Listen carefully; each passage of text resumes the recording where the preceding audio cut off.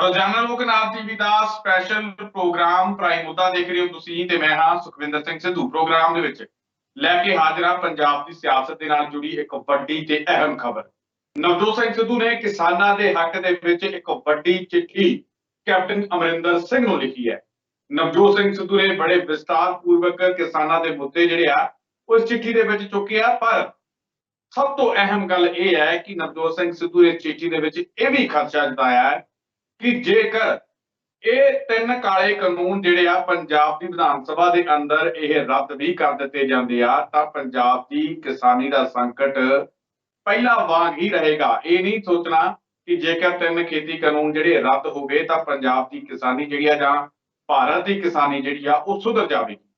ਇਹ ਕਿਉਂਕਿ ਸਾਡੇ ਨਾਲ ਇੱਕ ਇੰਟਰਵਿਊ ਹੋਈ ਸੀ ਨਵਜੋਤ ਸਿੰਘ ਸਿੱਧੂ ਦੇ, ਉਹਦੇ ਵਿੱਚ ਵੀ ਉਹਨਾਂ ਨੇ ਇਹੀ ਗੱਲ ਕਹੀ ਸੀ ਕਿ ਕਿਸਾਨਾਂ ਨੂੰ ਇਹ ਵੀ ਸੋਚਣ ਦੀ ਲੋੜ ਹੈ, ਸਰਕਾਰਾਂ ਨੂੰ ਜਿਹੜੀਆਂ ਕਹਿੰਦੀਆਂ ਨੇ ਕਿ ਇਹ ਖੇਤੀ ਕਾਨੂੰਨ ਕਿਸਾਨਾਂ ਦੇ ਹੱਕ 'ਚ ਨਹੀਂ, ਉਹ ਸਰਕਾਰਾਂ ਨੂੰ ਇਹ ਵੀ ਸੋਚਣ ਦੀ ਲੋੜ ਹੈ ਕਿ ਜਦੋਂ ਖੇਤੀ ਕਾਨੂੰਨ ਨਹੀਂ ਸੀ ਆਏ ਕਿ ਉਦੋਂ ਕਿਸਾਨੀ ਸੁਖੀ ਸੀ, ਕਿ ਉਦੋਂ ਆਤਮ ਹੱਤਿਆਵਾਂ ਨਹੀਂ ਸੀ ਹੁੰਦੀਆਂ, ਕਿ ਉਦੋਂ ਜਿਹੜੀਆਂ ਕਰਜ਼ੇ ਕਾਰਨ ਜਿਹੜੇ ਨਹੀਂ ਸੀ ਫਾਹੇ ਲਏ ਜਾ ਰਹੇ ਕਿਸਾਨਾਂ ਦੇ ਵੱਲੋਂ। ਤਾਂ ਬਹੁਤ ਸਾਰੀਆਂ ਗੱਲਾਂ ਸੋਚਣ ਵਾਲੀਆਂ ਸੀ। ਨਵਜੋਤ ਸਿੰਘ ਸਿੱਧੂ ਨੇ ਇਸ ਚਿੱਠੀ ਦੇ ਵਿੱਚ ਹੋਰ ਵੀ ਬਹੁਤ ਕੁਝ ਲਿਖਿਆ ਹੈ। ਨਵਜੋਤ ਸਿੰਘ ਸਿੱਧੂ ਦੇ ਵੱਲੋਂ ਕੈਪਟਨ ਅਮਰਿੰਦਰ ਸਿੰਘ ਨੂੰ ਲਿਖੀ ਜਿਹੜੀ ਇਹ ਚਿੱਠੀ ਹੈ, ਸਿਆਸੀ ਗਲਿਆਰਿਆਂ ਦੇ ਵਿੱਚ ਇੱਕ ਚਿੱਠੀ ਬੰਬ ਦੇ ਰੂਪ ਦੇ ਵਜੋਂ ਦੇਖੀ ਜਾ ਰਹੀ ਹੈ। ਨਵਜੋਤ ਸਿੰਘ ਸਿੱਧੂ ਦੀ ਇਸ ਚਿੱਠੀ ਤੋਂ ਬਾਅਦ ਕੀ ਅਸਰ ਪਵੇਗਾ ਕਿਸਾਨੀ ਦੇ ਉੱਪਰ, ਕੀ ਅਸਰ ਪਵੇਗਾ ਕੈਪਟਨ ਅਮਰਿੰਦਰ ਸਿੰਘ ਦੀ ਸਿਆਸਤ ਦੇ ਉੱਤੇ, ਤੇ ਕੀ ਕਾਂਗਰਸ ਅਤੇ ਨਵਜੋਤ ਸਿੰਘ ਸਿੱਧੂ ਦੀ ਸਿਆਸਤ ਦੇ ਉੱਪਰ ਅਸਰ ਪਵੇਗਾ, ਇਸ ਪੂਰੇ ਮਾਮਲੇ ਤੇ ਗੱਲਬਾਤ ਕਰਾਂਗੇ। ਗੱਲਬਾਤ ਕਰਨ ਦੇ ਲਈ ਮੇਰੇ ਨਾਲ ਮੌਜੂਦ ਨੇ ਪ੍ਰੋਫੈਸਰ ਮਨਜੀਤ ਸਿੰਘ ਆਖੀ ਸਾਹਿਬ। ਸਭ ਤੋਂ ਪਹਿਲਾਂ ਸਵਾਗਤ ਕਰਾਂਗੇ। ਸਰ ਸਵਾਗਤ ਹੈ ਜੀ ਪ੍ਰੋਗਰਾਮ ਵਿੱਚ। ਸ਼ੁਕਰੀਆ ਜੀ ਬਹੁਤ ਬਹੁਤ। ਸਰ ਕਿਵੇਂ ਦੇਖਦੇ ਹੋ, ਪਹਿਲਾਂ ਤਾਂ ਨਵਜੋਤ ਸਿੰਘ ਸਿੱਧੂ ਦੀ ਚਿੱਠੀ ਦੇ ਬਾਰੇ ਜੇਕਰ ਗੱਲਬਾਤ ਕਰੀਏ ਕਿ ਨਵਜੋਤ ਸਿੰਘ ਸਿੱਧੂ ਦੀ ਜਿਹੜੀ ਇਹ ਚਿੱਠੀ ਸਕਰੀਨ ਦੇ ਉੱਪਰ ਦਿਖਾਈ ਦੇ ਰਹੀ ਹੈ, ਇਹ ਚਿੱਠੀ ਦੇ ਵਿੱਚ ਨਵਜੋਤ ਸਿੰਘ ਸਿੱਧੂ ਨੇ ਲਿਖਿਆ ਕੀ ਹੈ, ਕਿਸ ਸੰਦਰਭ ਦੇ ਵਿੱਚ ਲਿਖਿਆ, ਫਿਰ ਇੱਕ ਇੱਕ ਪੁਆਇੰਟ ਦੇ ਉੱਪਰ ਵਿਸਤਾਰ ਪੂਰਵਕ ਆਪਾਂ ਚਰਚਾ ਕਰਦੇ ਹਾਂ। ਦੇਖੋ ਸੁਖਵਿੰਦਰ ਜੀ, ਇਹ ਚਿੱਠੀ ਦਾ ਜਿਹੜਾ ਸਬੰਧ ਹੈ ਸਿੱਧੇ ਤੌਰ ਤੇ 10 ਸਤੰਬਰ ਨੂੰ ਜਿਹੜੀ ਕਿਸਾਨਾਂ ਵੱਲੋਂ ਇੱਕ ਕਚਹਿਰੀ ਲਗਾਈ ਗਈ ਸੀ ਔਰ ਸਮੂਹ ਪਾਰਟੀਆਂ, ਪੰਜਾਬ ਦੀਆਂ ਸਿਆਸੀ ਪਾਰਟੀਆਂ ਨੂੰ ਆਪਣਾ ਆਪਣਾ ਪੱਖ ਦੱਸਣ ਵਾਸਤੇ ਸੱਦਿਆ ਗਿਆ ਸੀ। ਇਹ ਚਿੱਠੀ ਜਿਹੜੀ ਆ ਉਸ ਦਾ ਸਿੱਧਾ ਸਬੰਧ ਉਸ ਕਿਸਾਨੀ ਅਦਾਲਤ ਨਾਲ ਹੈ, ਕਿਉਂਕਿ ਤੁਹਾਨੂੰ ਯਾਦ ਹੋਵੇਗਾ ਕਿਉਂਕਿ ਕਿਸਾਨਾਂ ਦੀਆਂ ਕੁਝ ਮੰਗਾਂ ਨੇ ਔਰ ਜਿਹੜੀਆਂ ਉਹ ਸਿਆਸੀ ਪਾਰਟੀਆਂ ਤੋਂ ਆਸ ਕਰਦੇ ਨੇ ਕਿ ਸਾਡੀਆਂ ਇਹ ਮੰਗਾਂ ਜਿਹੜੀਆਂ ਹੱਲ ਹੋ ਜਾਣ ਤਾਂ ਜੋ ਜਿਹੜੀਆਂ ਸਿਆਸੀ ਪਾਰਟੀਆਂ ਨੇ ਉਹ ਵੀ ਪੰਜਾਬ 'ਚ ਆਪਣੀ ਸਿਆਸੀ ਸਰਗਰਮੀਆਂ ਜਿਹੜੀਆਂ ਜਾਰੀ ਰੱਖ ਸਕਣ। ਤਾਂ ਉਸ ਵਕਤ ਸਾਰੀਆਂ ਪਾਰਟੀਆਂ ਆਪੋ ਆਪਣੇ ਵਫਦਾਂ ਨੂੰ ਭੇਜਿਆ ਸੀ ਔਰ ਕਾਂਗਰਸ ਪਾਰਟੀ ਵੱਲੋਂ ਜਿਹੜਾ ਵਫਦ ਸੀ ਉਸ ਦੀ ਅਗਵਾਈ ਨਵਜੋਤ ਸਿੰਘ ਸਿੱਧੂ, ਪ੍ਰਗਟ ਸਿੰਘ ਔਰ ਕੁਲਜੀਤ ਸਿੰਘ ਨਾਗਰਾ ਨੇ ਜਿਹੜੀ ਮਿਲ ਕੇ ਕੀਤੀ ਸੀ। ਔਰ ਤਾਂ ਉਸ ਸਮੇਂ ਫਿਰ ਕਿਸਾਨਾਂ ਨਾਲ ਜਿਹੜੀਆਂ ਕਿਸਾਨਾਂ ਦੀਆਂ ਹੱਕੀ ਮੰਗਾਂ ਸਨ, ਉਹ ਜਿਹੜੀਆਂ ਮੰਗਾਂ ਕੀ ਸਨ ਉਹ ਇਸ ਚਿੱਠੀ ਦੇ ਵਿੱਚ ਲਿਖ ਕੇ ਬਕਾਇਦਾ ਤੌਰ ਤੇ ਆਪਣੇ ਲੈਟਰ ਹੈਡ ਦੇ ਉੱਤੇ ਬਤੌਰ ਪਾਰਟੀ ਪ੍ਰਧਾਨ ਨਵਜੋਤ ਸਿੰਘ ਸਿੱਧੂ ਨੇ ਇਹ ਚਿੱਠੀ ਜਿਹੜੀ ਆ ਪੰਜਾਬ ਦੇ ਮੁੱਖ ਮੰਤਰੀ ਨੂੰ ਲਿਖੀ ਆ ਤੇ ਕਿਸਾਨਾਂ ਦੀਆਂ ਉਹਨਾਂ ਮੰਗਾਂ ਦਾ ਇਹਦੇ ਵਿੱਚ ਜ਼ਿਕਰ ਆ ਜਿਹੜੀਆਂ ਮੰਗਾਂ ਉਸ ਮੀਟਿੰਗ ਦੇ ਦੌਰਾਨ ਕਾਂਗਰਸ ਵਫਦ ਦੇ ਸਾਹਮਣੇ ਕਿਸਾਨਾਂ ਨੇ ਜਿਹੜੀਆਂ ਰੱਖੀਆਂ ਸਨ। ਔਰ ਤੁਹਾਨੂੰ ਯਾਦ ਹੋਵੇਗਾ ਕਿ ਉਸ ਦਿਨ ਆਪਾਂ ਲਾਈਵ ਪ੍ਰੋਗਰਾਮ ਆਪਾਂ ਕਰ ਰਹੇ ਸਾਂ, ਜਦੋਂ ਨਵਜੋਤ ਸਿੱਧੂ ਬਾਹਰ ਆਇਆ ਤਾਂ ਉਸਨੇ ਬਕਾਇਦਾ ਤੌਰ ਤੇ ਇਹ ਗੱਲ ਕਹੀ ਸੀ ਕਿ ਕਿਸਾਨਾਂ ਨਾਲ ਜਿਹੜੀ ਗੱਲਬਾਤ ਹੋਈ ਆ ਬੜੀ ਸਕਾਰਾਤਮਕ ਰਹੀ ਆ। ਤਾਂ ਉਹਨਾਂ ਨੇ ਇਹ ਵੀ ਭਰੋਸਾ ਦਿੱਤਾ ਸੀ ਕਿ ਜਿਹੜੀਆਂ ਤੁਹਾਡੀਆਂ ਮੰਗਾਂ ਨੇ ਅਸੀਂ ਆਪਣੇ ਪਾਰਟੀ ਪਲੇਟਫਾਰਮ ਤੋਂ ਪਹੁੰਚਾਉਂਦੇ ਹੋਏ ਸਰਕਾਰ ਤੱਕ ਪਹੁੰਚਾਵਾਂਗੇ। ਕਿਸਾਨਾਂ ਔਰ ਪ੍ਰਸ਼ਾਸਨ ਦੇ ਵਿਚਕਾਰ ਅਸੀਂ ਇੱਕ ਪੁਲ ਦਾ ਜਿਹੜਾ ਉਹ ਕੰਮ ਕਰਾਂਗੇ। ਤਾਂ ਇਹ ਚਿੱਠੀ ਜਿਹੜੀ ਆ ਇਹ ਉਹ ਪੁਲ ਹੈ ਜਿਹਦੇ ਵਿੱਚ ਕਿਸਾਨਾਂ ਦੀਆਂ ਉਹਨਾਂ ਮੰਗਾਂ ਦਾ ਜ਼ਿਕਰ ਆ ਜਿਹੜੀਆਂ ਸਰਕਾਰ ਨੇ ਪੂਰੀਆਂ ਕਰਨੀਆਂ, ਕਿਉਂਕਿ ਨਵਜੋਤ ਸਿੰਘ ਸਿੱਧੂ ਦੀ ਜਿਹੜੀ ਭੂਮਿਕਾ ਬਤੌਰ ਪਾਰਟੀ ਪ੍ਰਧਾਨ, ਪ੍ਰਸ਼ਾਸਨਿਕ ਪਾਵਰ ਜਿਹੜੀ ਆ ਉਹਦੇ ਕੋਲ ਕੋਈ ਨਹੀਂ ਆ। ਉਹ ਜਿਹੜੀ ਪ੍ਰਸ਼ਾਸਨਿਕ ਪਾਵਰ ਜਿਹੜੀ ਆ ਉਹਦੇ ਪੰਜਾਬ ਦੇ ਮੁੱਖ ਮੰਤਰੀ ਅਮਰਿੰਦਰ ਸਿੰਘ ਸਰਕਾਰ ਨੇ ਮੰਗਾਈ। ਤਾਂ ਉਹਨਾਂ ਨੇ ਉਹ ਜੇ ਪਹਿਲੇ ਪੁਆਇੰਟ ਦੀ ਮੈਂ ਗੱਲ ਕਰਾਂ, ਨਵਜੋਤ ਸਿੰਘ ਸਿੱਧੂ ਨੇ ਜਿਹੜਾ ਆਪਣੀ ਚਿੱਠੀ ਦੇ ਵਿੱਚ ਪਹਿਲਾ ਪੁਆਇੰਟ ਲਿਖਿਆ, ਉਹ ਜਿਹੜੇ ਪਿਛਲੇ ਦਿਨੀ ਕਿਸਾਨਾਂ ਦੇ ਉੱਪਰ FIR ਦਰਜ ਹੋਈਆਂ ਸੀ ਉਸ ਮਾਮਲੇ ਨੂੰ ਲੈ ਕੇ ਉਹਨਾਂ ਨੇ ਕਿਹਾ ਕਿ ਕਿਸਾਨਾਂ ਦੇ ਉੱਪਰ ਜਿਹੜੀਆਂ FIR ਦਰਜ ਹੋਈਆਂ ਨੇ ਉਹ ਜਿਹੜੀਆਂ ਰੱਦ ਕਰ ਦੇਣੀਆਂ ਚਾਹੀਦੀਆਂ ਨੇ। ਇਹ ਸਰਕਾਰ ਨੂੰ ਇਸ ਤਰੀਕੇ ਦੇ ਨਾਲ ਨਹੀਂ ਸੀ ਕਰਨਾ ਚਾਹੀਦਾ। ਤਾਂ ਕਿਸਾਨਾਂ ਦੇ ਹੱਕ ਦੇ ਵਿੱਚ ਇਹ ਵੱਡੀ ਮੰਗ ਨਵਜੋਤ ਸਿੰਘ ਸਿੱਧੂ ਦੇ ਵੱਲੋਂ ਕੀਤੀ ਗਈ ਹੈ। ਆਪਾਂ ਵੀ ਪਿਛਲੇ ਦਿਨੀ ਪ੍ਰੋਗਰਾਮਾਂ ਦੇ ਵਿੱਚ ਇਹ ਗੱਲਬਾਤ ਕਰਦੇ ਰਹੇ ਹਾਂ ਕਿ ਕੈਪਟਨ ਅਮਰਿੰਦਰ ਸਿੰਘ FIR ਹੋਈਆਂ ਨੂੰ ਲੈ ਕੇ ਹਰਿਆਣਾ ਦੇ ਵਿੱਚ ਹਰਿਆਣਾ ਪੁਲਿਸ ਦੇ ਵੱਲੋਂ ਜਿਹੜੀ FIR ਹੋਈ ਸੀ ਉੱਥੇ ਲਾਠੀਚਾਰਜ ਜਿਹੜਾ ਹੋਇਆ ਸੀ, ਉਹਨੂੰ ਲੈ ਕੇ ਹਰਿਆਣੇ ਦੇ ਮੁੱਖ ਮੰਤਰੀ ਦਾ ਮਨੋਹਰ ਲਾਲ ਖੱਟਰ ਦਾ ਅਸਤੀਫਾ ਤਾਂ ਜ਼ਰੂਰ ਮੰਗ ਰਹੇ ਸੀ। ਉਹਨਾਂ ਨੂੰ ਕਹਿ ਰਹੇ ਸੀ ਕਿ ਉਹ ਮਾਫੀ ਮੰਗਣ, ਪਰ ਇੱਧਰ ਕੈਪਟਨ ਅਮਰਿੰਦਰ ਸਿੰਘ ਨੇ ਵੀ ਆਪ ਹੀ ਉਹੀ ਕੰਮ ਕੀਤਾ। ਕਿਸਾਨਾਂ ਦੇ ਲਾਠੀਆਂ ਵੀ ਚਲਾਈਆਂ, ਕਿਸਾਨਾਂ ਦੇ ਸੱਟਾਂ ਪੇਟਾਂ ਵੀ ਮਰਵਾਈਆਂ, ਕਿਸਾਨਾਂ ਦੇ ਤਸ਼ੱਦਦ ਵੀ ਕਰਵਾਇਆ। ਤੇ ਨਾਲ ਹੀ ਨਾਲ ਕਿਸਾਨਾਂ ਤੋਂ ਖੁਦ ਤਾਂ ਮਾਫੀ ਮੰਗੀ ਨਹੀਂ, ਪਰਚੇ ਵੀ ਦਰਜ ਕੀਤੇ, ਤਾਂ ਉਧਰੋਂ ਜਿਹੜਾ ਮੰਗ ਕਰ ਰਹੇ ਸੀ ਕਿ ਸੀਐਮ ਖੱਟਰ ਅਸਤੀਫਾ ਦੇਣ, ਮਾਫੀ ਮੰਗਣ, ਆਪ ਵੀ ਉਹੀ ਕੁਝ ਕੀਤਾ, ਆਪ ਕੁਛ ਵੀ ਨਹੀਂ, ਨਾ ਮਾਫੀ ਨਾ ਅਸਤੀਫਾ। ਤਾਂ ਨਵਜੋਤ ਸਿੰਘ ਸਿੱਧੂ ਨੇ ਆਖਿਰਕਾਰ ਹੁਣ ਮੰਗ ਰੱਖੀ ਹੈ ਕਿ ਭਾਈ ਆਪਾਂ ਕਿਸਾਨਾਂ ਦੇ ਹਿਤੈਸ਼ੀ ਜੇ ਕਹਾਉਂਦੇ ਆ ਤਾਂ ਕਿਸਾਨਾਂ ਦੇ ਉੱਪਰ ਤਸ਼ੱਦਦ ਤਾਂ ਜਿਹੜਾ ਢਾਇਆ ਉਹ ਤਾਂ ਮਾੜੀ ਗੱਲ ਹੈ ਹੀ ਹੈ, ਪਰ ਜਿਹੜੇ ਪਰਚੇ ਦਰਜ ਆ ਉਹ ਵੀ ਰੱਦ ਕੀਤੇ ਜਾਣੇ ਚਾਹੀਦੇ ਆ। ਇਹਦੇ ਨਾਲ ਕੈਪਟਨ ਅਮਰਿੰਦਰ ਸਿੰਘ ਜਿਹੜੇ ਮੁਸ਼ਕਲ 'ਚ ਘਿਰੇ ਜ਼ਰੂਰ ਹੈ। ਬਿਲਕੁਲ ਜੀ, ਇਹਦੇ 'ਚ ਤਾਂ ਕੋਈ ਸ਼ੱਕ ਨਹੀਂ ਹੈ, ਕਿਉਂਕਿ ਪੰਜਾਬ 'ਚ ਜਿਸ ਦਿਨ ਪ੍ਰਕਾਸ਼ ਸਿੰਘ ਬਾਦਲ ਸੁਖਬੀਰ ਸਿੰਘ ਬਾਦਲ ਦਾ ਘਰਾਓ ਕਰਦਿਆਂ ਕਿਸਾਨ ਜਥੇਬੰਦੀਆਂ ਨੇ ਮੋਗੇ ਵਿਖੇ ਇੱਕ ਰੈਲੀ ਜਿਹੜੀ ਕੀਤੀ ਸੀ ਜਾਂ ਉਹਦਾ ਘਰਾਓ ਕੀਤਾ ਸੀ, ਉਸ ਵਕਤ ਪੁਲਿਸ ਵੱਲੋਂ ਖੁੱਲ੍ਹ ਕੇ ਲਾਠੀਚਾਰਜ ਜਿਹੜਾ ਪੰਜਾਬ ਦੇ ਕਿਸਾਨਾਂ ਦੇ ਉੱਤੇ ਕੀਤਾ ਗਿਆ। ਪਰ ਉਸ ਵਕਤ ਕੈਪਟਨ ਅਮਰਿੰਦਰ ਸਿੰਘ ਹੋਣਾ ਦੀ ਜਿਹੜੀ ਭੂਮਿਕਾ ਸੀ ਪੂਰਨ ਤੌਰ ਤੇ ਬਦਲ ਗਈ ਔਰ ਉਹ ਖੱਟਰ ਦੀ ਲਾਈਨ 'ਚ ਹੀ ਖੜੇ ਹੋ ਗਏ। ਜਿਸ ਤਰ੍ਹਾਂ ਮਨੋਹਰ ਲਾਲ ਖੱਟਰ ਨੇ ਕੀਤਾ, ਬੜਾ ਸੋਹਣਾ ਤੁਸੀਂ ਬਿਆਨ ਕੀਤਾ ਕਿ ਮਨੋਹਰ ਲਾਲ ਖੱਟਰ ਕੋਲ ਤਾਂ ਉਹਨਾਂ ਨੇ ਅਸਤੀਫਾ ਮੰਗ ਲਿਆ, ਪਰ ਇਸ ਪਾਸੇ ਕਿਸਾਨਾਂ ਤੇ ਉਸੇ ਤਰੀਕੇ ਨਾਲ ਪਰਚੇ ਦਰਜ ਨਹੀਂ, ਉਸੇ ਤਰੀਕੇ ਨਾਲ ਲਾਠੀਚਾਰਜ ਹੋਇਆ ਔਰ ਆਪਣੀ ਕੋਈ ਵੀ ਜਿਹੜੀ ਉਹਨਾਂ ਨੇ ਸਕਾਰਾਤਮਕ ਭੂਮਿਕਾ ਜਿਹੜੀ ਆ ਪੰਜਾਬ ਦੇ ਕਿਸਾਨਾਂ ਦੇ ਸੰਦਰਭ ਦੇ ਵਿੱਚ ਨਹੀਂ ਨਿਭਾਈ। ਤਾਂ ਕਿਸਾਨ ਜਥੇਬੰਦੀਆਂ ਵੱਲੋਂ ਬਕਾਇਦਾ ਤੌਰ ਤੇ ਉਸ ਵਕਤ ਨਵਜੋਤ ਸਿੰਘ ਸਿੱਧੂ ਪਾਸੋਂ ਇਹ ਮੰਗ ਕੀਤੀ ਗਈ ਸੀ ਕਿ ਜਿਹੜੀਆਂ ਕਿਸਾਨਾਂ ਦੇ ਉੱਤੇ ਜਾਂ ਸਮਰਥਕ ਨੇ ਉਹਨਾਂ ਦੇ ਉੱਤੇ ਜਿਹੜੇ ਪਰਚੇ ਦਰਜ ਹੋਏ ਨੇ ਉਹਨਾਂ ਨੂੰ ਵਾਪਸ ਲਿਆ ਜਾਏ, FIR ਰੱਦ ਕੀਤੀਆਂ ਜਾਣ। ਤਾਂ ਕੁਦਰਤੀ ਤੌਰ ਤੇ ਜਿਹੜਾ ਨਵਜੋਤ ਸਿੰਘ ਸਿੱਧੂ ਹੈ ਉਹਨੇ ਵਫਦ ਦੀ ਅਗਵਾਈ ਕੀਤੀ ਔਰ ਇੱਕ ਨੇਤਾ ਦੇ ਰੂਪ ਦੇ ਵਿੱਚ ਜੋ ਕਿਸਾਨਾਂ ਦੀਆਂ ਹੱਕੀ ਮੰਗਾਂ ਨੇ ਉਹ ਇੱਕ ਚਿੱਠੀ 'ਚ ਲਿਖ ਕੇ ਸਭ ਤੋਂ ਮਹੱਤਵਪੂਰਨ ਜਿਹੜੀ ਮੰਗ ਸੀ ਉਹ ਲਿਖ ਕੇ,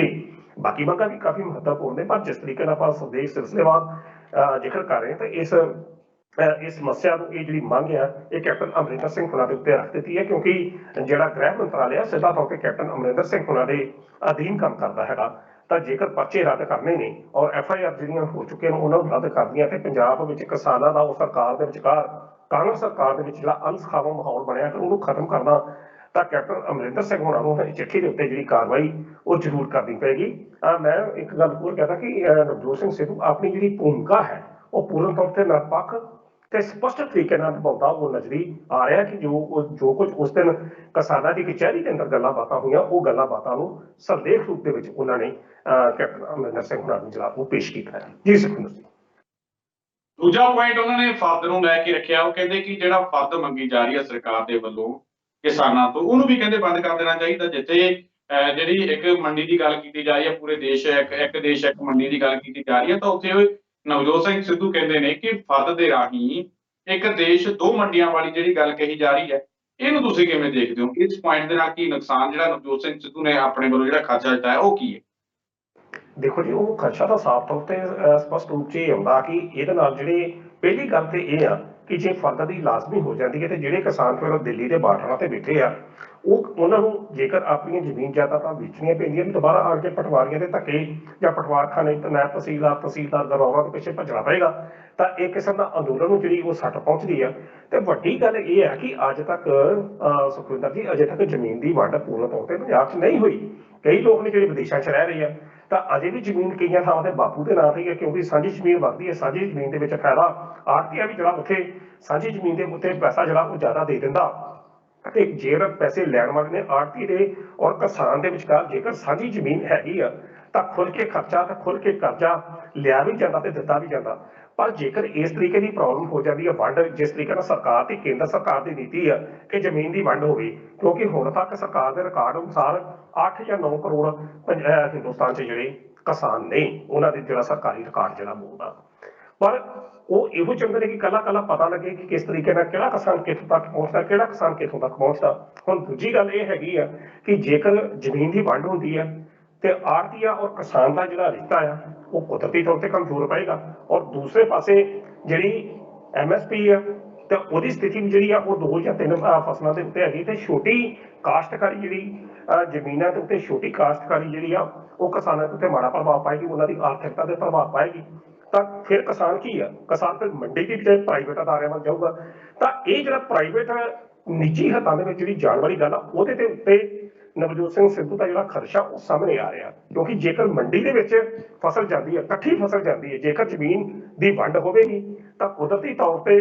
ਜਿਹੜੀ ਅਜ਼ਾਰੇਦਾਰੀ ਹੈ, ਚਾਹੇ ਛੋਟਾ ਕਿਸਾਨ ਆ ਉਹ ਛੋਟੀ ਫਸਲ ਨੂੰ ਬੀਜੇਗਾ 1 ਜਾਂ 2 ਕਿੱਲੇ ਨੂੰ, ਤਾਂ 1 ਜਾਂ 2 ਕਿੱਲੇ ਦੀ ਜਿਹੜੀ ਆਜ਼ਾਦਾਰੀ ਹੈ ਉਸ ਨੂੰ ਵੇਚਣ ਦੀ ਜਿਹੜੀ ਪ੍ਰਕਿਰਿਆ ਆ ਕੁਦਰਤੀ ਤੌਰ ਤੇ ਉਹ ਮੰਡੀਆਂ ਦੀ ਬਜਾਏ ਨਿੱਜੀ ਹੱਥਾਂ ਵੱਲ ਜਾਏਗੀ। ਤਾਂ ਉਸ ਜਿਹੜੀ ਨਿੱਜੀ ਪ੍ਰਾਈਵੇਟ ਅਦਾਰੇ ਨੇ ਉਹਨਾਂ ਦੇ ਬਚਨ ਤੋਂ ਹੀ ਜਿਹੜਾ ਨਵਜੋਤ ਸਿੱਧੂ ਦਾ ਖਰਚਾ ਜਿਹੜਾ ਉਹਨੇ ਕਿਹਾ ਕਿ ਇੱਕ ਰਾਸ਼ਟਰ ਜਿਸ ਤਰੀਕੇ ਨਾਲ ਤੇ ਦੋ ਵਜਾ ਇਹ ਨਹੀਂ ਹੋਣਾ ਚਾਹੀਦਾ, ਕਿਉਂਕਿ ਕੇਂਦਰ ਸਰਕਾਰ ਹਮੇਸ਼ਾ ਇਹ ਕਹਿੰਦੀ ਹੈ ਕਿ ਇੱਕ ਰਾਸ਼ਟਰ ਹੀ ਇੱਕ ਰਾਸ਼ਟਰ ਇੱਕ ਪ੍ਰਜਾ, ਜਿਸ ਤਰ੍ਹਾਂ ਉਹਨਾਂ ਨੇ ਪਿਛਲੇ ਦਿਨਾਂ ਦੇ ਵਿੱਚ ਵੋਟਾਂ ਦੇ ਸੰਦਰਭ ਦੇ ਵਿੱਚ ਵੀ ਇਹ ਜਿਹੜਾ ਇੱਕ ਸਲੋਗਨ ਜਿਹੜਾ ਉਹਨਾਂ ਨੇ ਦਿੱਤਾ ਸੀ। ਪਰ ਮੰਡੀ ਦੇ ਸੰਦਰਭ 'ਚ ਨਵਜੋਤ ਸਿੱਧੂ ਦਾ ਜਿਹੜਾ ਖਦਸ਼ਾ ਫਰਦ ਤੇ ਸੰਬੰਧ ਤੇ ਇਹਦੇ ਵਿੱਚ ਬੜੀ ਦੂਰ ਅੰਦੇਸ਼ੀ ਨਾਲ ਨਵਜੋਤ ਸਿੱਧੂ ਨੇ ਸੋਚ ਕੇ ਇਸ ਦਾ ਐਨਾਲਿਸਿਸ ਜਿਹੜਾ ਵਿਸ਼ਲੇਸ਼ਣ ਕੀਤਾ ਕਿ ਇਹਦੇ ਕਿਹੜੀਆਂ ਘਾਟਾਂ ਨੇ। ਇੱਕ ਤੇ ਕਿਸਾਨ ਅੰਦੋਲਨ ਕਮਜ਼ੋਰ ਹੁੰਦਾ, ਦੂਜੇ ਪਾਸੇ ਕਿਸਾਨ ਜਿਹੜਾ ਮੰਡੀ ਜਾਂਦੀ ਤੇ ਨਿੱਜੀ ਜਿਹੜੇ ਪ੍ਰਾਈਵੇਟ ਅਦਾਰੇ ਨੇ ਉਹਨਾਂ ਵੱਲ ਜਾਣਾ ਉਹਦੀ ਮਜਬੂਰੀ ਬਣੇਗੀ। ਤਾਂ ਤੀਸਰਾ ਆੜ੍ਹਤੀ ਔਰ ਕਿਸਾਨ ਦਾ ਜਿਹੜਾ ਰਿਸ਼ਤਾ ਆ ਉਹ ਦੂਰ ਹੋਵੇਗਾ। ਤਾਂ ਸੋ ਇਸ ਕਾਰਨ ਉਹਨਾਂ ਨੇ ਕਿਹਾ ਕਿ ਇਹ ਜਿਹੜੀ ਫਰਦ ਵਾਲੀ ਜਿਹੜੀ ਗੱਲ ਆ, ਅੱਗੇ ਵੀ ਅੱਜ ਤੋਂ 70 ਸਾਲ ਹੋ ਚੱਲੇ, 70 ਸਾਲ ਤੋਂ ਪੁਰਾਣੀ ਗੱਲ ਆ। ਇਸੇ ਤਰ੍ਹਾਂ ਜ਼ਮੀਨਾਂ ਜਿਹੜੀਆਂ ਵਿਕਦੀਆਂ ਰਹੀਆਂ ਨੇ, ਗਾਂ ਵੀ ਵਿਕਦੀਆਂ ਰਹਿਣਗੀਆਂ, ਪਰ ਇਹ ਜਾਣ ਬੁੱਝ ਕੇ ਇੱਕ ਅਜਿਹੀ ਸਥਿਤੀ ਕਿਸਾਨਾਂ ਵਾਸਤੇ ਪੈਦਾ ਕਰ ਦੇਣੀ ਆ ਜਿਹੜਾ ਕਿਸਾਨ ਜਿਹੜਾ ਭੰਬਲ ਭੂਸੇ ਦੇ ਵਿੱਚ ਪਿਆ ਰਵੇ ਤੇ ਉਹ ਇਸ ਅੰਦੋਲਨ ਤੋਂ ਟੁੱਟ ਗਏ। ਕਿਉਂਕਿ ਦੇਖੋ ਹਰ ਕਿਸਾਨ ਦੀਆਂ ਆਪੋ ਆਪਣੀਆਂ ਲੋੜਾਂ ਨੇ, ਕਿਸੇ ਨੇ ਜ਼ਮੀਨ ਵੇਚਣੀ ਆ, ਕਿਸੇ ਨੇ ਖਰੀਦਣੀ ਆ। ਹੁਣ ਜਿਹਨੇ ਵੇਚਣੀ ਆ ਉਹਦੇ ਕਈ ਬੰਦੇ ਵਿਦੇਸ਼ਾਂ 'ਚ ਰਹਿ ਰਹੇ ਆ, ਕੋਈ ਕਿਤੇ ਰਹਿ ਰਿਹਾ, ਕਦੋਂ ਉਹ ਇਕੱਠੇ ਹੋਣਗੇ, ਕਦੋਂ ਉਹ ਵੇਚਣਗੇ। ਸੋ ਇਹ ਜਿਹੜੀਆਂ ਸਾਰੀਆਂ ਸਥਿਤੀਆਂ ਨੇ, ਇਹ ਇੱਕ ਬੜੀ ਸੋਚੀ ਸਮਝੀ ਰਣਨੀਤੀ ਦੇ ਤਹਿਤ ਕਿਸਾਨਾਂ ਨੂੰ ਅਸੀਂ ਕਹਿ ਸਕਦੇ ਕਿ ਭੰਬਲ ਭੂਸੇ 'ਚ ਪਾਉਣ ਵਾਲੀ ਸਥਿਤੀ ਹੈ, ਜਾਂ ਉਹਨਾਂ ਦੀ ਆਰਥਿਕ ਦਿਸ਼ਾ ਦੇ ਉੱਤੇ ਇੱਕ ਵਾਰ ਕਰਨ ਵਾਲੀ ਸਥਿਤੀ ਹੈ, ਜਿਹੜਾ ਨਵਜੋਤ ਸਿੱਧੂ ਜਿਹੜਾ ਖਦਸ਼ਾ ਪ੍ਰਗਟ ਜਿਹੜਾ ਉਹ ਕਰਦੇ ਪਏ। ਨਵਜੋਤ ਸਿੱਧੂ ਨਾਲ ਦੀ ਨਾਲ ਇਹ ਵੀ ਗੱਲ ਕਹਿ ਰਿਹਾ ਕਿ ਸਾਨੂੰ 3 ਖੇਤੀ ਕਾਨੂੰਨ ਜਿਹੜੇ ਆ ਰੱਦ ਕਰਨ ਵਾਸਤੇ ਇੱਕ ਵੱਡਾ ਠੋਸ ਕਦਮ ਚੁੱਕਣਾ ਚਾਹੀਦਾ ਹੈ, ਤੇ ਨਾਲ ਹੀ ਉਹਨਾਂ ਨੇ ਇਹ ਵੀ ਗੱਲ ਕਹਿ ਦਿੱਤੀ ਹੈ ਕਿ ਭਾਈ ਸਾਨੂੰ ਇਹ ਵੀ ਗੱਲ ਸੋਚਣੀ ਚਾਹੀਦੀ ਹੈ ਕਿ ਇਹ ਖੇਤੀ ਕਾਨੂੰਨ ਆਉਣ ਤੋਂ ਪਹਿਲਾਂ ਵੀ ਸੰਕਟ ਸੁਲਝਿਆ ਹੋਇਆ ਨਹੀਂ ਸੀ। ਸੰਕਟ ਪਹਿਲਾਂ ਵੀ ਬਣਿਆ ਹੋਇਆ ਸੀ, ਬੜਾ ਗਹਿਰਾ ਸੰਕਟ ਬਣਿਆ ਹੋਇਆ ਸੀ ਕਿਸਾਨੀ ਦੇ ਉੱਪਰ। ਉਸ ਨੂੰ ਕੱਢਣ ਦੇ ਲਈ ਵੀ ਨਵਜੋਤ ਸਿੰਘ ਸਿੱਧੂ ਦੇ ਵੱਲੋਂ ਕੁਝ ਹੀਲੇ ਵਸੀਲੇ ਦੱਸੇ ਗਏ ਆ, ਕੁਝ ਰਾਹ ਦੱਸੇ ਗਏ ਆ। ਉਹ ਕੀ ਰਾਹ ਨੇ ਨਵਜੋਤ ਸਿੰਘ ਸਿੱਧੂ ਦੇ ਵੱਲੋਂ ਦੱਸੇ ਗਏ? ਦੇਖੋ ਇੱਕ ਗੱਲ ਆ ਸੁਖਵਿੰਦਰ ਜੀ, ਕਿਸਾਨੀ ਸੰਕਟ ਪਹਿਲਾਂ ਵੀ ਚੱਲਦਾ ਰਿਹਾ। ਜਦੋਂ ਪਹਿਲਾਂ ਅੱਜ ਤੋਂ ਪਹਿਲਾਂ ਦੀਆਂ ਸਥਿਤੀਆਂ ਦੀ ਗੱਲ ਕਰੀ, ਜਦੋਂ ਕਾਲੇ ਕਾਨੂੰਨ ਜਦੋਂ ਨਹੀਂ ਸਨ ਹੈਗੇ, ਤਾਂ ਉਸ ਵਕਤ ਜੱਟ ਦਾ ਜਿਹੜਾ ਕ੍ਰਾਈਸਿਸ ਸੀ ਇਹ ਸਮਝਿਆ ਜਾਂਦਾ ਸੀ ਕਿ ਜੱਟ ਦਾ ਜਿਹੜਾ ਸ਼ੋਸ਼ਣ ਆ ਆੜ੍ਹਤੀਆ ਕਰਨਾ। ਤਾਂ ਆੜ੍ਹਤੀਏ ਤੋਂ ਬਚਣ ਕਰਕੇ ਬੜੀਆਂ ਸਕੀਮਾਂ ਇਸ ਤਰ੍ਹਾਂ ਦੀਆਂ ਸੀ ਕਿ ਨਹੀਂ ਭਈ ਇਸ ਤਰ੍ਹਾਂ ਹੋਣਾ ਚਾਹੀਦਾ, ਇਸ ਤਰ੍ਹਾਂ ਹੋਣਾ ਚਾਹੀਦਾ। ਸਮੇਂ ਦੀਆਂ ਸਰਕਾਰਾਂ ਨੇ ਆਪਣੇ ਪੱਧਰ ਤੇ ਇਸ ਨੂੰ ਖਤਮ ਕਰਤਾ, ਜਿਹੜਾ ਉਹ ਆੜ੍ਹਤੀ ਦਾ ਕਿਸਾਨ ਵਾਲਾ ਜਿਹੜਾ ਸ਼ੋਸ਼ਣ ਹੁੰਦਾ ਉਹ ਖਤਮ ਕੀਤਾ ਜਾਵੇ, ਜਾਂ ਕਿ ਜਿਸ ਸਥਿਤੀ ਦੀ ਬਿਆਨ ਕੀਤੀ ਜਾਵੇ ਉਹੋ ਜਿਹੀਆਂ ਸਥਿਤੀਆਂ ਉਹਨਾਂ ਨੇ ਪੈਦਾ ਜਿਹੜੀਆਂ ਕੀਤੀਆਂ। ਪਰ ਹੁਣ ਜਿਹੜੀ ਸਮੱਸਿਆ ਆ ਉਹ ਕਾਲੇ ਕਾਨੂੰਨਾਂ ਨੂੰ ਰੱਦ ਕਰਨ ਦੇ ਉੱਤੇ ਜਿਹੜੀ ਆ ਉਹ ਆ ਕੇ ਟਿਕੀ ਹੈ। ਹਰ ਸਰਕਾਰ ਜਿਹੜੀ ਆ, ਖਾਸ ਤੌਰ ਤੇ ਪੰਜਾਬ ਸਰਕਾਰ ਜਾਂ ਪੰਜਾਬ ਦਾ ਕਿਸਾਨ ਇਹ ਚਾਹੁੰਦਾ ਕਿ ਇਹ ਕਾਲੇ ਕਾਨੂੰਨ ਜਿਹੜੇ ਰੱਦ ਹੋਣ। ਤਾਂ ਨਵਜੋਤ ਸਿੱਧੂ ਨੇ ਜਿਸ ਤਰੀਕੇ ਨਾਲ ਤੁਸੀਂ ਕਿਹਾ ਉਦੋਂ ਇੰਟਰਵਿਊ ਦੇ ਦਰਮਿਆਨ ਵੀ ਕਿਹਾ ਸੀ ਕਿ ਉਹਦੇ ਨਾਲ ਕੀ ਕਿਸਾਨਾਂ ਦੀ ਜਿਹੜੀ ਸਥਿਤੀ ਆ ਉਹ ਬਦਲ ਜਾਏਗੀ ਜੇਕਰ ਕਾਲੇ ਕਾਨੂੰਨ ਜਿਹੜੇ ਰੱਦ ਹੁੰਦੇ, ਤੇ ਕੀ ਸਥਿਤੀ 'ਚ ਸੁਧਾਰ ਕਿਸ ਤਰੀਕੇ ਦਾ ਹੋਣਾ ਚਾਹੀਦਾ। ਤਾਂ ਉਸ ਸੁਧਾਰ ਦੇ ਸੰਬੰਧੀ ਉਹਨਾਂ ਨੇ ਇਹੋ ਗੱਲ ਕੀਤੀ ਹੈ ਕਿ ਇੱਕ ਤੇ MSP ਜਿਹੜੀ ਆ ਕੇਵਲ 2 ਫਸਲਾਂ ਤੇ ਨਹੀਂ ਦੇਣੀ ਚਾਹੀਦੀ, ਸਰਕਾਰ ਨੂੰ ਜ਼ਿਆਦਾ ਤੋਂ ਜ਼ਿਆਦਾ ਫਸਲਾਂ ਤੇ ਦੇਣੀ ਚਾਹੀਦੀ ਹੈ। ਦੂਜੀ, ਸਹਿਕਾਰਤਾ ਵਿਭਾਗ ਦੇ ਰਾਹੀਂ ਉਹਨਾਂ ਦੀ ਕਿਸਾਨਾਂ ਦੀ ਜਿਹੜੀ ਫਸਲ ਦੀ ਜਿਹੜੀ ਵਿਕਰੀ ਆ ਉਹ ਉਹਦੇ 'ਚ ਨਮੂਜੇ ਹੋਣਾ ਚਾਹੀਦਾ, ਸਹਿਕਾਰਤਾ ਵਿਭਾਗ ਦੀ ਸ਼ਮੂਲੀਅਤ ਜਿਹੜੀ ਹੋਣੀ ਚਾਹੀਦੀ ਹੈ। ਨਿੱਜੀ ਭੰਡਾਰੀਕਰਨ ਜਿਹੜਾ ਹੈ, ਜਿਸ ਤਰੀਕੇ ਨਾਲ ਵੱਡੇ ਕਾਰਪੋਰੇਟ ਜਗਤ ਜਿਹੜੇ ਆ ਜਿਹੜੇ ਅਦਾਰੇ ਨੇ ਉਹ ਇਸ ਪਾਸੇ ਮਤਲਬ ਰਾਜ ਨੂੰ ਜਾਂ ਕਿਸੇ ਵੀ ਜਿਣਸ ਨੂੰ ਜਿਹੜੀ ਆ ਉਹ ਇਕੱਠੇ ਕਰਕੇ ਜਿਹੜੀ ਉਹਨਾਂ ਦੀ ਪ੍ਰਵਿਰਤੀ ਹੈ ਇਹਨੂੰ ਢੱਕਣ ਵਾਸਤੇ ਕਿਸਾਨਾਂ ਨੂੰ ਵਧੇਰੇ ਜਿਹੜੇ ਇਹੋ ਜਿਹੀਆਂ ਚੀਜ਼ਾਂ ਜਿਹੜੀਆਂ ਦਿੱਤੀਆਂ ਜਿਹੜੀਆਂ ਵਸੀਲੇ ਉਹਨਾਂ ਵਾਸਤੇ ਪੈਦਾ ਕਰ ਦਿੱਤੇ ਜਾਣੇ ਚਾਹੀਦੇ ਨੇ ਕਿ ਕਿਸਾਨ ਜਿਹੜੇ ਨੇ ਆਪਣੀ ਜਿਣਸ ਜਿਹੜੀ ਆ ਕਿਸੇ ਵੀ ਰੂਪ ਦੀ ਜਿਹੜੀ ਜਿਣਸ ਹੈਗੀ ਉਹਨੂੰ ਖੁਦ ਵੇਚਣ, ਖੁਦ ਉਹਦਾ ਭੰਡਾਰੀਕਰਨ ਕਰਨ ਤੇ ਉਸ ਨੂੰ ਮੰਡੀ ਦੇ ਵਿੱਚ ਜਾਂ ਲੋਕਾਂ ਦੇ ਸਾਹਮਣੇ ਵਿੱਚ ਜਾ ਕੇ ਪੇਸ਼ ਕਰਨ। ਜੇਕਰ ਅਜਿਹਾ ਇਸ ਤਰੀਕੇ ਨਾਲ ਕਰਦੇ ਨੇ, ਭਾਗੀਦਾਰੀ ਸਹਿਕਾਰਤਾ ਵਿਭਾਗ 'ਚ ਸਰਕਾਰ ਕਿਸਾਨਾਂ ਦੀ ਬਣਦੀ ਹੈ, ਤਾਂ ਕੁਦਰਤੀ ਤੌਰ ਤੇ ਉਹਨਾਂ ਦੀ ਜਿਹੜੀ ਆ ਆਰਥਿਕ ਦਿਸ਼ਾ ਜਿਹੜੀ ਸੁਧਰਦੀ ਆ। ਤੇ ਜੇਕਰ ਅਜਿਹਾ ਨਹੀਂ ਹੁੰਦਾ ਤਾਂ ਫਿਰ ਕ੍ਰਾਈਸਿਸ ਤਾਂ ਸਾਹਮਣੇ ਹੀ ਆ। ਫਿਰ ਤਾਂ ਕਾਲੇ ਕਾਨੂੰਨ ਜਿਹੜੇ ਨੇ, ਦੇਖੋ ਇੱਕ ਗੱਲ ਆਪਾਂ ਇਸ ਬਹਿਸ ਵਿੱਚ ਬੜਾ ਫਰੈਂਕਲੀ ਤੌਰ ਤੇ ਆਪਾਂ ਕਹਿ ਸਕਦੇ ਹਾਂ ਕਿ ਜਿਹੜਾ ਕਿਸਾਨ ਆ ਉਸਦਾ ਸ਼ੋਸ਼ਣ ਹਮੇਸ਼ਾ ਹੁੰਦਾ ਰਿਹਾ, ਚਾਹੇ ਉਹ ਸ਼ੋਸ਼ਣ ਸਰਕਾਰ ਵੱਲੋਂ ਆ, ਚਾਹੇ ਆੜ੍ਹਤੀਏ ਵੱਲੋਂ ਆ, ਤੇ ਜਾਂ ਭਵਿੱਖ ਦੇ ਵਿੱਚ ਆ ਜਿਹੜੇ ਕਾਲੇ ਕਾਨੂੰਨਾਂ ਦੀ ਆੜ ਦੇ ਵਿੱਚ ਜਿਹੜੇ ਵੱਡੇ ਕਾਰਪੋਰੇਟ ਜਗਤ ਵੱਲੋਂ ਹੋਣਾ ਆ। ਤਾਂ ਇਸ ਸ਼ੋਸ਼ਣ ਤੋਂ ਬਚਣ ਵਾਸਤੇ ਇਹ ਜ਼ਰੂਰੀ ਆ ਕਿ ਕਿਸਾਨ ਨੂੰ ਵੱਧ ਤੋਂ ਵੱਧ ਵਿੱਤੀ ਸਹਾਇਤਾ ਪ੍ਰਦਾਨ ਕੀਤੀ ਜਾਵੇ। ਜਿਸ ਤਰੀਕੇ ਨਾਲ ਉਹ ਕਹਿ ਰਹੇ ਨੇ ਕਿ ਜਿਹੜੇ ਕਰਜ਼ੇ ਮਾਫ ਕੀਤੇ ਗਏ ਨੇ, ਕਰਜ਼ੇ ਪਿਛਲੇ ਦੌਰ 'ਚ ਉਹਨਾਂ ਦਾ ਪੂਰਾ ਤੌਰ ਤੇ ਚਿੱਠੀ ਦੇ ਵਿੱਚ ਡਾਟਾ ਦਿੱਤਾ ਕਿ ਕਿੰਨੇ ਕਰਜ਼ੇ ਜਿਹੜੇ ਨੇ 2017 'ਚ ਮਾਫ ਕੀਤੇ, ਕਿੰਨੇ 2021 'ਚ ਜਾਂ 20 ਤੱਕ ਉਹਨਾਂ ਨੇ ਮਾਫ ਕੀਤੇ ਨੇ। ਤਾਂ ਇਸ ਦਾ ਸਾਰਾ ਮੁੱਦਾ ਇਹੋ ਹੀ ਹੈ ਕਿ ਕਿਸਾਨਾਂ ਦੀ ਜਿਹੜੀ ਆਰਥਿਕ ਸਥਿਤੀ ਆ ਉਹਨੂੰ ਸੁਧਾਰਿਆ ਜਾਵੇ, ਕਿਉਂਕਿ ਕਿਸਾਨ ਦਾ ਸ਼ੋਸ਼ਣ ਨੂੰ ਬਚਾਉਣ ਵਾਸਤੇ ਜ਼ਰੂਰੀ ਹੈ ਕਿ ਸਰਕਾਰ ਦੀ ਜਿਹੜੀ ਸਾਂਝੀ ਭਾਈਵਾਲੀ ਨੀਤੀ ਆ ਉਹ ਕਿਸਾਨ ਔਰ ਸਰਕਾਰ ਦੇ ਵਿਚਕਾਰ ਸਿੱਧੀ ਹੋਵੇ। ਤੇ ਜੇਕਰ ਇਸ ਤਰ੍ਹਾਂ ਨਹੀਂ ਹੁੰਦਾ, ਜੇਕਰ ਕਾਰਪੋਰੇਟ ਜਗਤ ਹੁੰਦਾ ਜਾਂ ਨਿੱਜੀ ਅਦਾਰੇ ਹੁੰਦੇ, ਤਾਂ ਕੁਦਰਤੀ ਤੌਰ ਤੇ ਫਿਰ ਸੱਟ ਪੈਟ ਜਿਹੜੀ ਆ ਉਹ ਕਿਸਾਨ ਨੂੰ ਵੱਜਦੀ ਹੈ। ਫਿਰ ਕਿਸਾਨ ਦਾ ਸ਼ੋਸ਼ਣ ਜਿਹੜਾ ਉਹ ਕੌਣ ਰੋਕੂਗਾ? ਤਾਂ ਉਸ ਸ਼ੋਸ਼ਣ ਨੂੰ ਰੋਕਣ ਵਾਸਤੇ ਸਰਕਾਰ ਦੀ ਇਹ ਸਭ ਤੋਂ ਪਹਿਲੀ ਜ਼ਿੰਮੇਵਾਰੀ ਇਹ ਬਣਦੀ ਕਿ ਉਹ ਕਿਸ ਤਰੀਕੇ ਨਾਲ ਕਿਸਾਨਾਂ ਦੇ ਪ੍ਰਤੀ ਆਪਣਾ ਗ੍ਰਾਫ ਨੂੰ ਕੀ ਲੱਗਦਾ ਹੈ ਕਿ ਜਿਸ ਤਰੀਕੇ ਦੇ ਨਾਲ ਨਵਜੋਤ ਸਿੰਘ ਸਿੱਧੂ ਵੱਲੋਂ ਇਹ ਕਿਸਾਨਾਂ ਦੇ ਹੱਕ ਦੇ ਵਿੱਚ ਵੱਡੀਆਂ ਮੰਗਾਂ ਜਿਹੜੀਆਂ ਰੱਖੀਆਂ ਗਈਆਂ ਨੇ, ਨਵਜੋਤ ਸਿੰਘ ਸਿੱਧੂ ਨੂੰ ਜਿਹੜੀਆਂ ਮੰਗਾਂ ਕਈਆਂ ਸੀਗੀਆਂ ਕਿਸਾਨਾਂ ਨੇ, ਉਹ ਮੰਗਾਂ ਨਵਜੋਤ ਸਿੰਘ ਸਿੱਧੂ ਨੇ ਕੁਝ ਆਪਣੇ ਕੋਲੋਂ ਵੀ ਦੱਸੀਆਂ ਨੇ ਕਿ ਇਸ ਤਰੀਕੇ ਦੇ ਨਾਲ ਇਹਨਾਂ ਮੁਸ਼ਕਲਾਂ ਦਾ ਹੱਲ ਹੋ ਸਕਦਾ ਹੈ। ਨਿੱਜੀ ਤੌਰ ਤੇ ਜੋ ਉਹਨਾਂ ਨੇ ਮਹਿਸੂਸ ਕੀਤੀਆਂ ਉਹ ਵੀ ਮੰਗਾਂ ਉਹਨਾਂ ਨੇ ਰੱਖੀਆਂ ਤੇ ਹੱਲ ਵੀ ਦੱਸੇ। ਤਾਂ ਕੀ ਲੱਗਦਾ ਹੈ ਕਿ ਨਵਜੋਤ ਸਿੰਘ ਸਿੱਧੂ ਤਾਂ ਸਿਰਫ ਹੱਲ ਹੀ ਦੱਸ ਸਕਦੇ ਸੀ ਜਾਂ ਫਿਰ ਮੰਗਾਂ ਤੋਂ ਜਿਹੜਾ ਜਾਣੂ ਕਰਵਾ ਸਕਦੇ ਸੀ ਸਰਕਾਰ ਨੂੰ? ਤਾਂ ਹੁਣ ਕੀ ਲੱਗਦਾ ਜਿਸ ਤਰੀਕੇ ਨਾਲ ਜਨਤਕ ਤੌਰ ਤੇ ਪ੍ਰੈਸ਼ਰ ਵੀ ਪਾਇਆ ਗਿਆ ਚਿੱਠੀ ਜਾਰੀ ਕਰਕੇ ਉਹਨਾਂ ਦੇ ਵੱਲੋਂ ਕਿ ਭਾਈ ਮੈਂ ਕਿਸਾਨਾਂ ਦੀਆਂ ਮੰਗਾਂ ਦੇ ਸੁਝਾਅ ਜਿਹੜੇ ਆ ਉਹ ਮੈਂ ਮੁੱਖ ਮੰਤਰੀ ਤੱਕ ਪਹੁੰਚਾਤੇ, ਤਾਂ ਨਵਜੋਤ ਸਿੰਘ ਸਿੱਧੂ ਨੇ ਆਪਣਾ ਜਿਹੜਾ ਫਰਜ਼ ਸੀਗਾ ਉਹ ਅਦਾ ਕਰਤਾ। ਤਾਂ ਹੁਣ ਕੀ ਲੱਗਦਾ ਕਿ ਕੈਪਟਨ ਅਮਰਿੰਦਰ ਸਿੰਘ ਇਸ ਚੀਜ਼ ਨੂੰ ਨਿਭਾ ਪਾਉਣਗੇ? ਬੜਾ ਵਧੀਆ ਪ੍ਰਸ਼ਨ ਸੁਖਵਿੰਦਰ ਜੀ। ਇਸੇ ਪ੍ਰਸ਼ਨ ਬਾਰੇ ਹੀ ਸਾਨੂੰ ਜਿਹੜੀ ਚਰਚਾ ਦਾ ਆਧਾਰ ਜਿਹੜਾ ਉਹ ਬਣਦਾ ਹੈਗਾ ਕਿ ਵੇਖੋ ਹੁਣ ਤੱਕ ਦੀ ਜਿਹੜੀ ਸਥਿਤੀ ਹੈ, ਨਵਜੋਤ ਸਿੱਧੂ ਨੇ ਆਪਣੀ ਭੂਮਿਕਾ ਨੂੰ ਬਾਖੂਬੀ ਨਿਭਾਇਆ। ਪੁਲ ਦਾ ਕੰਮ ਸਾਰਸ ਬਣ ਕੇ ਗਿਆ, ਕਿਸਾਨਾਂ ਦੀਆਂ ਮੰਗਾਂ ਲਈਆਂ, ਲਿਖ ਕੇ ਪੂਰਨ ਤੌਰ ਤੇ ਜਾ ਕੇ ਜਿਹੜੇ ਸਰਕਾਰੀ ਰਾਜ ਦਰਬਾਰੇ ਉਹਦੇ ਪਹੁੰਚਾਤਾ। ਉਸ ਦੀ ਜਿਹੜੀ ਭੂਮਿਕਾ ਸੀ ਉਹਦੀ ਭੂਮਿਕਾ ਇੱਥੋਂ ਤੱਕ ਵੇਖੋ, ਕਿਉਂਕਿ ਹੁਣ ਤੱਕ ਜਿੰਨੇ ਵੀ 18 ਨੁਕਾਤੀ ਪ੍ਰੋਗਰਾਮ ਜਿਹੜੀ ਕੇਂਦਰ ਸਰਕਾਰ ਨੇ ਲਿਖੇ ਸਨ ਉਹਨਾਂ ਦੇ ਵਿੱਚ ਵੀ ਕਿਤੇ ਨਾ ਕਿਤੇ ਜਿਹੜੀ ਸ਼ਮੂਲੀਅਤ ਆ ਉਹ ਨਵਜੋਤ ਸਿੱਧੂ ਦੀ ਰਹੀ ਹੈ।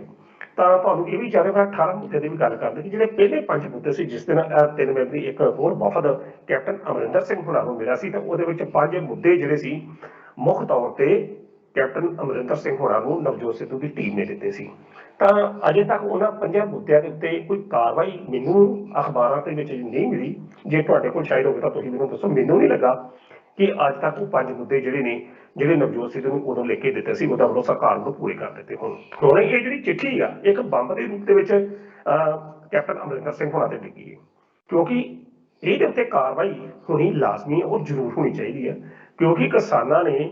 ਆਪਣੀ ਰਣਨੀਤੀ ਜਿਹੜੀ ਆ ਇਹ ਚਿੱਠੀ ਵੱਲ ਵੇਖ ਕੇ ਜਿਹੜੀ ਅੱਗੇ ਦਾ ਧਾਰ ਕਰਦੀ ਹੈ।